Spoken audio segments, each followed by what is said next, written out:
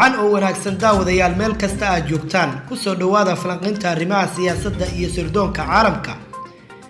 waa maalinimo isniin ah 22 bisha Juun sanadka 2020. waxaan idin hayaa warbixin ku saabsan dalka Liibiya ee ay dawladaha badan ku loolamayaan. ku soo dhawaada daawadayaal warbixinta oo dhameystiran.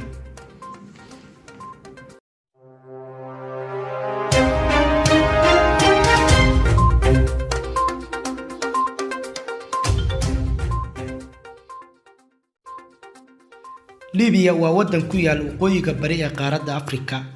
Liibiya waxay u dhaxaysaa 3 marinbadood oo caalami ah oo kala ah kanaalka Suez oo ku yaal dalka Masar iskuna xira badda Mediterranean-ka iyo badda Cas. Madiiqa Jabal Daariq oo u dhaxeeya dalalka Morocco iyo Spain iskuna xira badda Mediterranean-ka iyo badweynta Atlantic-da iyo kanaalka Bosphor oo ku yaal dalka Turkiga iskuna xira badda Marmara iyo badda Madow. Liibiya waxay xuduud la leedahay badda dhexe oo loo yaqaan Mediterranean Sea oo ka xigta dhanka waqooyi. sidoo kale waxay xuduud la leedahay dalalka Masar, Algeria, Suudaan, Tunis, Chad, Niger, Talyaaniga, Turkiga iyo Greek. Liibiya waxay qani ku tahay saliidda iyo gaas badan, waxayna ka mid tahay dalalka Afrika ugu dhulka ballaaran. dalkan waxaa soo guumeystay wadamo badan oo qaaradda Yurub ka mid ah sida Ingiriiska, Faransiiska, Jarmalka iyo Talyaaniga. dalkan wuxuu xornimadiisa qaatay 1951 wuxuuna qaatay nidaam boqortooyo oo boqor ka noqday Idris Sanusi boqor la oran jiray. ugu dambeyntii waxaa boqorkaas xukunkii Afgambi kala wareegay kacaan uu hogaaminayay gaashaanla sare Muammar al-Qaddafi iyo saraakiil ka tirsan ciidamadii dalka. Colonel Muammar al-Qaddafi xukunka dalka Liibiya waxa uu haystay muddo 40 sano ah. waxaa isla markii dambe xukunkii ka tuuray kacdoon dadweyne oo hubeysan oo dhiig badan ku daatay. ka bacdi dalka Liibiya waxa uu yeeshay dawlad ku meel gaar ah waxaana ra'iisul wasaare ka noqday Mustafa al-Jaliil. dalka Liibiya muddo ka bacdi waxa ka qarxay dagaal sokeeye oo u dhaxeeya qabaa'ilka dalkaas iyo kooxo kala duwan oo ku hardamayay awoodda dalka Liibiya.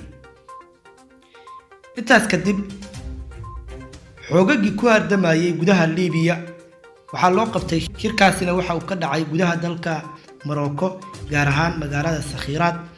waxaana lagu soo dhisay magaalada Sakhirat dawlad dib u heshiisiin qaran loo baxshay xukuumadda dib u heshiisiinta qaran ee Liibiya loogu magac daray. xukuumaddaas waxaa looga fadhiyay inay dalka Liibiya ay gaarsiiso doorasho qof iyo cod ah. hase yeeshee dawladdaasi markii ay caasimadii dalka timi waxaa ka soo horjeestay generaal howlgab ah oo ka yimid markiisii horeeto dalka Mareykanka kaasoo ka mid ahaa saaxiibadii Qaddafi. inkastoo waayihii dambe ay isku dhaceen ka bacdi uu dalkaas Mareykanka u cararay magangelyo siyaasadeedna uu weydiistay. kadib markii Qaddafi laga tuurayna uu dib ugu soo noqday dalka Liibiya. ninkan la yiraahdo Khalifa Haftar waxa uu mucaaraday dawladdaas lagu soo dhisay Morocco loona baxshay heshiiskii Sakhirat dawladdii lagu soo dhisay ee Liibiya. waxa uu dagaal ka bilaabay bariga Liibiya. waxa uu sameystay ciidamo uu ku magacaabay ciidamada dalka Liibiya. ciidamadiisaas oo la og yahay inay yihiin maleeshiyaad u badan calooshood u shaqaystayaal ka soo jeeda dalalka Suudaan iyo Chad. calooshood u shaqaystayaashaas oo hoostaga shirkadda Wagner Group ee Ruushka laga leeyahay. dawladda Liibiya waxay kala kulantay weeraro culus ninkan generaalka ah. dawladda Liibiya waxay u qeylisay caalamka oo dhan, hase yeeshee wax taageero ah way ka weyday xitaa qaramadii midoobay ee aqoonsatay dawladdan.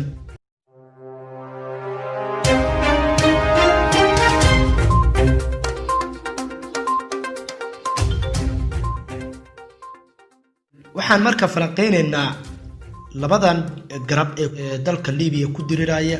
waa dawladda sharciga ah ee Liibiya ee caalamka aqoonsan yahay iyo garabkan kaleeto oo ah generaalkan la yiraahdo Khalifa Haftar. labada garab waxa taageeraya dawlado kala duwan. waxaan rabaa inaan dowladahaas faraha badan danta ay ka leedahay mid walba inaan falanqeyno iyo sababta loogu hardamayo dalkan. dowladda Liibiya ee sharciga ah waxaa taageera oo garab siiyay waliba dalka Turkiga iyo dalka Qatar iyo dalalka Tunis iyo Algeria. General Haftar isaga waxaa taageera dalalka Masar, Sacuudiga, Imaaraadka, Faransiiska iyo Ruushka. sababta ay ku taageerayaan marka ninkan generaalka ah baa waxa rabaa inaan mid walba ujeedka ay ka leedahay walow ujeedooyinka ay ka leeyihiin dalka Liibiya dowladahaas generaalkan taageeraya ay mid ka kaleeto ay ka hor imaanayso. aan ku horeeyay dowladda Turkiga oo taageerta dowladda dib u heshiisiinta qaran ee Liibiya ee sharciga ah ee caalamka aqoonsan yahay. Turkigu Liibiya waxa uu ka leeyahay 3 arrimood. tan koowaad waxa weeye dalka Liibiya waxa uu rabaa in dowlad sharci ah oo madani ah oo shacabka Liibiya ay soo doorteen oo danaha iyo rabitaanka Liibiya ka turjunta. wuxuu rabaa dowladdaas in ay wadaagaan oo ay si siman uga wada faa'iideystaan badda u dhaxaysa Liibiya iyo Tunis.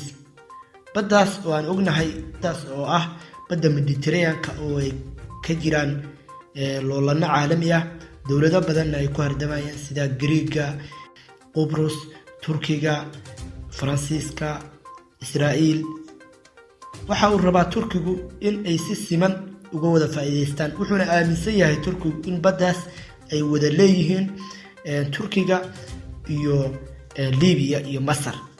ayna waajib tahay in saddexda dowladood ay si siman uga wada faa'iideystaan. inkastoo dowladda Masar dalka Masar uu ka jiro nidaam dictatori ah oo u janjeera dhanka reer galbeedka iyo Yuhuudda oo ka soo horjeeda nidaamkaasna wuxuu ka soo horjeedaa dowladda Turkiga ka jirta iyo dowladda dib u heshiisiinta qaran ee Liibiya ee fadhigeedu tahay caasimadda dalka Liibiya Tripoli. qodobka labaad danta labaad uu ka leeyahay Turkigu waxa weeye in uu ganacsiga uu geynayo qaaradda Afrika uu marin uga dhigo dalka Liibiya.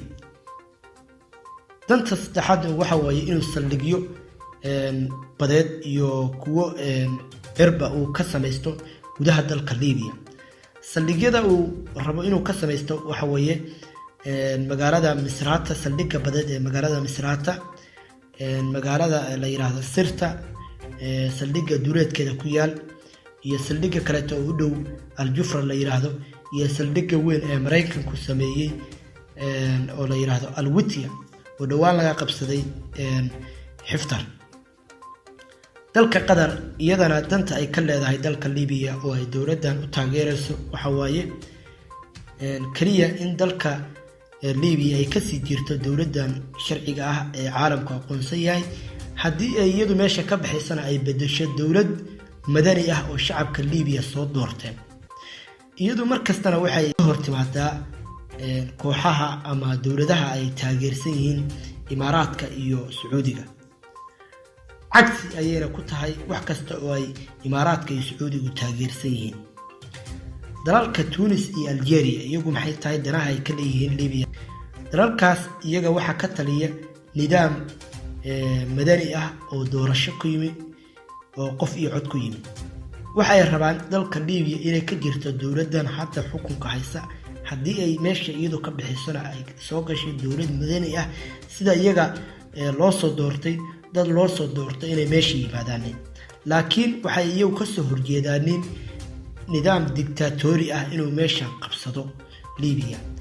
waxayna aaminsan yihiin haddii Liibiya nidaam dictatori qabsado in gobolka oo dhan ku fidayo.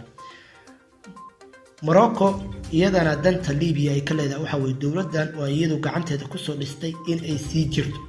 haddii ay taasi meesha ka sii bixisana inay bedesho dowlad ku timi nidaam xisbiye ah yacni qof iyo cod ku timi oo ka turjunta danaha dadka Liibiya. aan u dhaqaaqno dowladaha taageersan Haftar iyagu sababta ay ku taageerayaan mid walba danta ay ka leedahay Haftar muxuu yahay dalka Liibiya danta ay ka leedahay muxuu yahay. imaaraadka carabtan ku horeyna. imaaraadka carabtu wuxuu soo saaraa saliid badan, waxauna u dhoofiyaa suuqyada caalamiga ah. imaaraadku waxa uu aaminsan yahay haddii liibiya ay cagaheeda ku istaagto in uu xirmanayo ama qalqal ku keenayo ama hoos u dhac uu ku keenayo saliid ay dhoofiso. haddii dowlad ka dhalato oo madani ah oo danaha shacabka liibiya ka turjunta in ay saliid badan caalamka u dhoofinayso, sidaa darteed hoos u dhac dhaqaale uu ku dhacayo dalka imaaraadka carabta. sidaa daraaddeed waxa ay u taageeraysaa ninkan inuu yahay nin camiil ah ay ku shaqaysan karto una soo gacan geli kara saliidda liibiya si imaaraadku uu weligii u haysto una xiro una handiraabo. sidoo kale wuxuu rabaa imaaraadku in dekedaha liibiya galbeedka iyo beriga labadaba gacanta kusoo wareejiyo ayna uga qadaan dadka liibiya una imaaraadku lacag ka samaysto kana manaafacsado. dalka masar isaga shacabka reer masar waa shacab iyagu mar walba u taagan dimuqraadiyadda, raba iyaga nafadooda in dowlad madani ah u taliso. dowladdii ay soo doorteen oo madaxweynaha ka ahaa maxamed mursi waxaa afgembiyey ninkan generaalka ah ee la yiraahdo cabdulfataax siisi. iyagu waxay dadka reer liibiya la rabaaneed dowlad madani ah ama dowladoodaas ay hadda ay haystaan inay sii jirto oo ay sii xoogeysto. tallaabooyinka turkiga uu qaadayna way ku taageersan yihiin shacabka masar 90%. laakiin nidaamka ka taliya masar ayaa doonaya inuu gobolka ku fidiyo nidaam dictatoriya si ay isugu heshadaan, maadaama uu gobolka waqooyiga afrika isaga keligii dictatoriyad wax la yiraahdo ay ka jirto. inuu suudaan ku fidiyo oo liibiya ku fidiyo ilaa tunis ku fidiyo ilaa algeria ku fidiyo ayuu siisi rabaa. dantiisu waa intaas siisi isagu. sacuudigu isagu maxay tahay? sacuudigu wuxuu soo saaraa isna la mid weeye, macdan badan buu soo saaraa, macdan badan buu dhoofiyaa, shidaal badanna wuu dhoofiyaa. dalka liibiyana shidaal badan buu leeyahay. sidaa darteed liibiya iyo soomaaliya iyo yeman uma ogola wax shidaal ah inay dhoofiyaan sacuudigu. wuxuuna taageerayaa ninkan la yiraahdo xaftar iyo kooxo kaleeto oo xaftar ku lamaanan oo gudaha liibiya ka jira. wuxuuna u haystaa kooxahaas iyo xaftarba inay yihiin calooshoodu shaqaystayaal iyo camiilo oo ku shaqeeya danaha dalalka khaliijka ugu horeeya sacuudiga. dalka ruushka isagu danta uu ku leeyahay marka aan fiirino maxay tahay?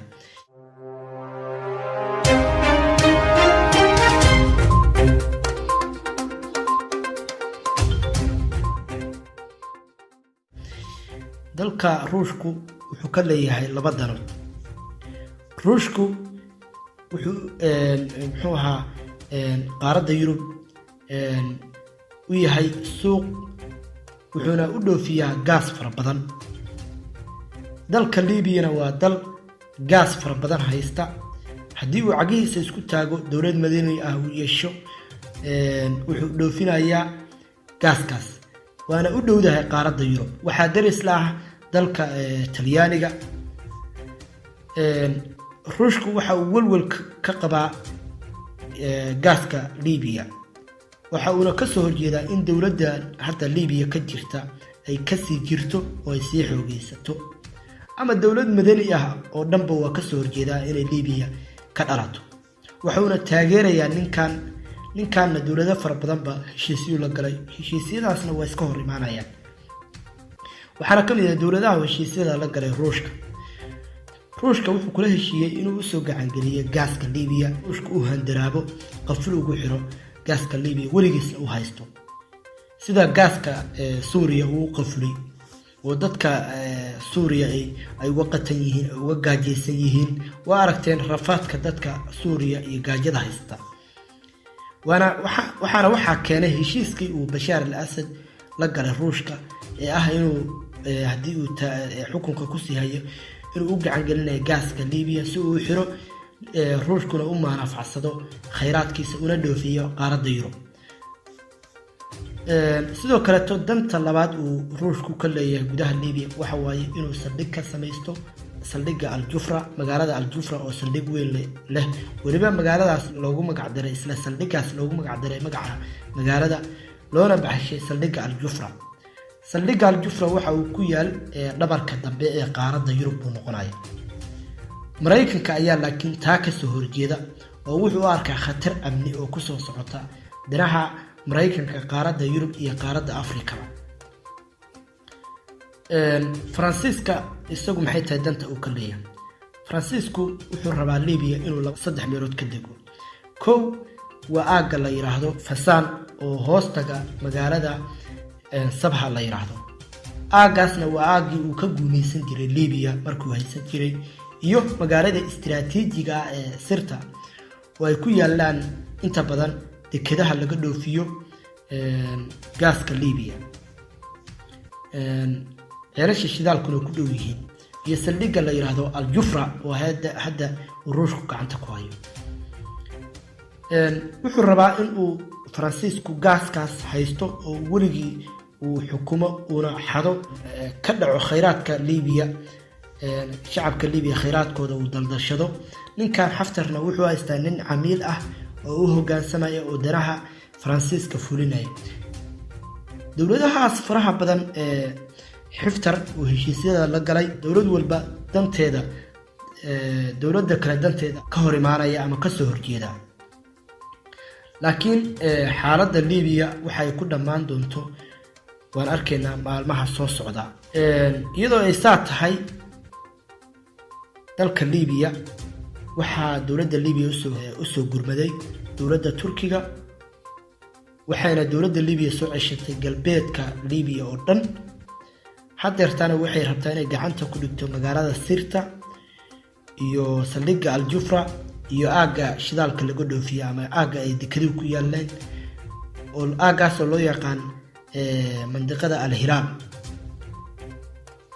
aaggaas inuu haddii ay dowladda Liibiya gacanteeda ku dhigto waxaa meeshaas ka baxaya rajadii laga qabay Haftar waxaan u suuragelaysaa dowladda Liibiya inay u dhaqaaqdo ama si fudud ay gacanta ugu dhigto magaalooyinka dhaca bariga Liibiya laakiin duulaankaas ay dowladda Liibiya ay ku doonayso inay ku qabsato Sirta iyo Al-Jufra dowlado fara badan ayaa isu bahaystay dowladahaas waxa ka mid ah Masar Ruushka Faransiiska iyo Imaaraadka Carabta waxay rabaan inay ka hortagaan duulaankaas ayna badbaadiyaan Haftar si mashaariicdii ay ka rabeen dalka Liibiya uu dib u soo noqdo laakiin waxaan leenahay isha ayaan ku haynaynaa maalmaha soo socdana waan arki doonaa xaaladda Liibiya meesha ay ku dhamaato sida ay noqoto iyo cidda guuleysata haddii magaalada Sirta ay u suurtoobi weydo dowladda Liibiya ee caalamku aqoonsan yahay iyo dowladda Turkiga ee taageeraysa waxaan ku macnaynaynaa Haftar rajab leeyahay wuuna sii jiraya weli haddii magaaladaas ay gacanta ku dhigto dowladda Liibiya iyo dowladda Turkiga iyo saldhigga Al-Jufra oo lagu daray waxaa meesha ka baxaysa rajadii laga qabay ninka odaga ah ee la yiraahdo Haftar iyo dowladihii taageerayay oo ku dhici doonto niyad-jab iyo qalbi jab